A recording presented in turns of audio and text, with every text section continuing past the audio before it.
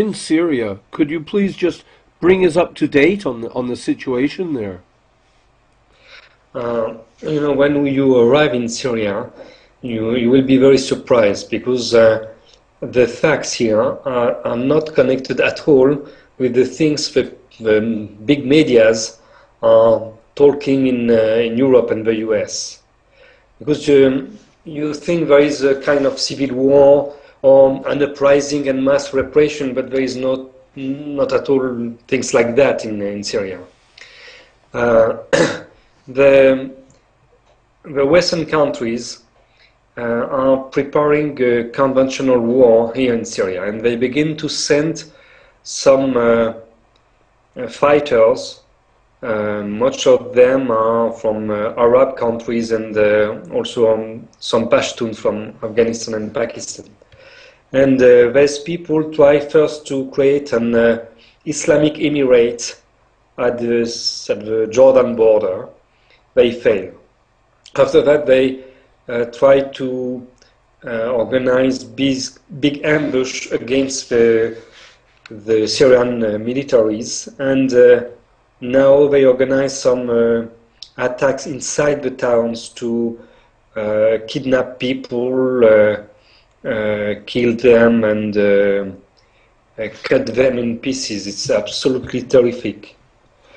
But there is no revolution. That's not at all the topic here in Syria. But it's obviously getting stronger. I mean, there are tunnels, there are weapons being supplied, money being pushed in to create a revolution. Yes, but no, not to create a revolution. It's possible that at the beginning they think to create a revolution, but now they try to organize a civil war between the different religious communities. And sometimes you see in a town suddenly there is confessional violences.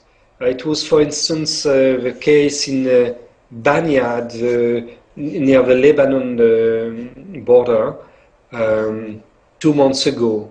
And now there's some real trouble in Homs, also near Lebanon. But that's not at all a political uprising, not at all. Confessional violences are something very different. And when you see some demonstration against the regime, it's a very small demonstration, only 100 or 200 people, and they are not representative from the other people of their own town. They call them takfirists. Takfirist is this is a kind of philosophy. They think that a country in the Muslim world must be governed only by real Muslim, they say. And they say that Bashar al-Assad is an Alawite. So another confession, they don't recognize the Alawite as a real Muslim, and they are crying always. They want to kill Bashar al-Assad, not because they want a new kind of regime, but because he is Alawite. They've just announced they're going to allow the Arab League observers to be in Syria. And everyone is saying they're just going to be agent provocateurs, you're inviting the enemy in? No. There was a negotiation between the Arab League and the Syrian government, and the Syrian government agree for the main points from the Arab League, including the observators. But the Syrian government tried to have some precise rules how to deal with the observators. And the Arab League decided to suspend Syria from the organization before the end of this period. The Arab League don't wait, but the Syrian government organized the thing. In fact, they ask from one end and they refuse from the other end. So that's not the Syrian government who broke the negotiation, that's the Arab League. But today, Al-Manar and RT are saying that the Syrian government has agreed to allow the Arab League observers in. Yes, yes, okay. You've heard that news today? No, I don't heard this, but I know they continue the negotiation. But what I want to say that when the Arab League decided to suspend Syria, it was unilateral. You know, they don't wait for Syria to implement the things they ask for. Well, you know, it was even the Palestinians voted against Syria. It was amazing. Only Lebanon was the only country that supported Syria in the Arab League. No. You want to say that Mahmoud Abbas and the Palestinian Authority vote against Syria, right? Yes. But as you know, Mahmoud Abbas is not the real representative of the Palestinian people. He has no electoral mandate. You know, he's no more president since a long time, and he's only at power by the will of the U.S. and Israel. Absolutely. So if you ask for Hamas, you know, the political head of Hamas are staying in Damascus. Yes, it would be lovely to get you to interview him. But I mean, even Algeria voted against Syria. You know, everybody did. Sudan did. I mean, it was appalling. Yes. It's very sad. You know, it's our first time to have an interview, sir, and I'm so grateful to have you online, but I'm not sure of more things to ask you at this stage. But maybe you can keep us updated and informed. Yes. First, you know, I'm absolutely surprised by the way the Western medias are dealing with the situation in Syria, because they reproduce a lot of accusation without any verification of what really happened. The main like source Libya. of the Western, just like Libya, yes, just like Libya, absolutely.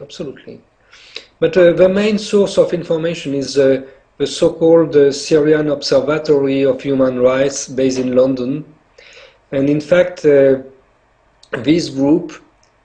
We don't know if it's a group. They said it is a group, but we know only one people from this group. It could be alone. And that man was very difficult to identify at the beginning, but now everybody knows his name. He has 3 passports from Syria, from Great Britain, and from Sweden, and he is one of the leaders of the Syrian Muslim Brotherhood. So that source is from one of the group involved against the Syrian government. So they are at the same time a protagonist and the informant. Of course, you can't do the same thing at the same time. No, and Turkey's position is just atrocious. I mean, it's just being attacking Syria from all sides, giving protection to the rebels and helping them with weapons.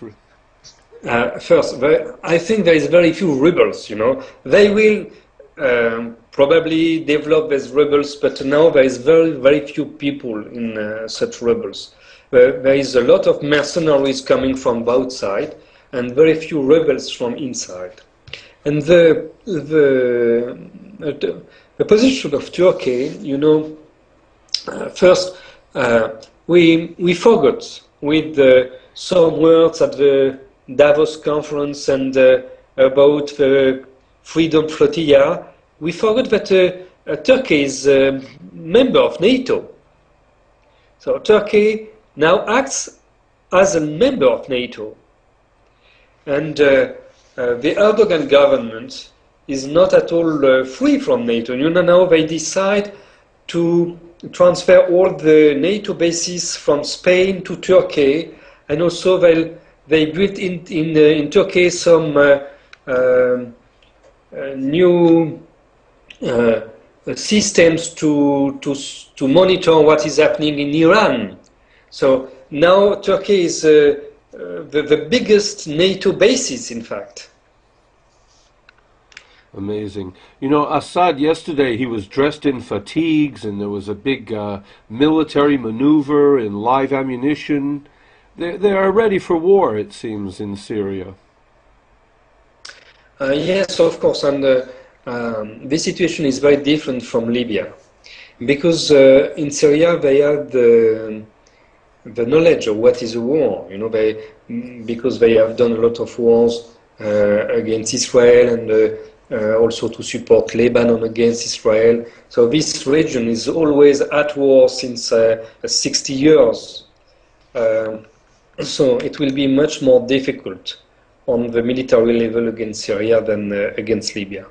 And also, you know that Libya, it was 5 million people. Syria is 23 million people.